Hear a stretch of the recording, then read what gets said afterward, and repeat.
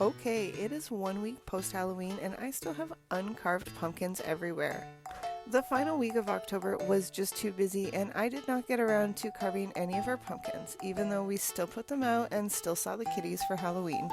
Having uncarved pumpkins is sad, but it does give me the opportunity to do this. Break down these pumpkins and save them for later.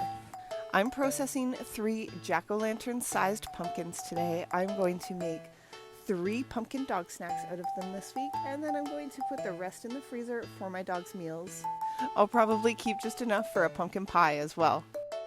While I was scooping, I just noticed that there was a bad part on the bottom of my pumpkin. After I'm done scooping it out, I'm just going to cut that part out and work around it.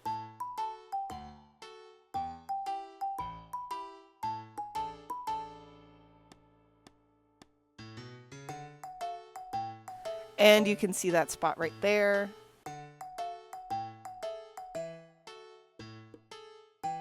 Honestly, the stovetop was not the best spot to pick to work today, but every other surface in my kitchen was covered with other projects. Now I'm just going to add some water to the pan and pop this pumpkin into the oven. It's going in at 325 and we'll probably spend about 2 hours in there.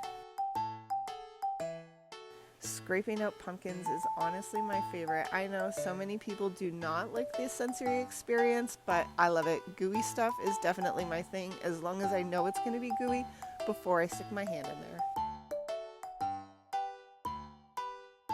Now this half is going in the oven the same way as the other half. Since each half pumpkin takes a full half sheet pan, it took me all day to cook these 3 pumpkins. You should easily be able to make an indent in your pumpkin with your finger if they are finished. These ones are not, so I added more water and you can see the steam coming out of the stove. Once they're finished, the entire thing is easy to slice with a butter knife.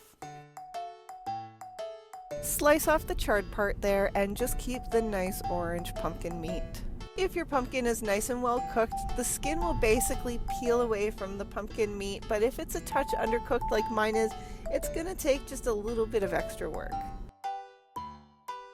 This part took about 4.5 minutes per half pumpkin. Putting your pumpkin meat into a strainer or colander is going to help drain the water out of your pumpkin, but you're also going to have to participate in the next step to squeeze as much water out as possible. Now, some folks will use a clean tea towel or a nut milk bag to do this, but my house is full of dog hair and I don't let any fabric touch any food because there's just too much risk of dog hair. And it's at this point that I realize I am definitely contributing to fetish content, so I guess we'll enjoy that together for a moment. Sorry. Now I'm just going to smash some of that pumpkin up with a fork so that it is ready for my next pumpkin snack. Stay tuned.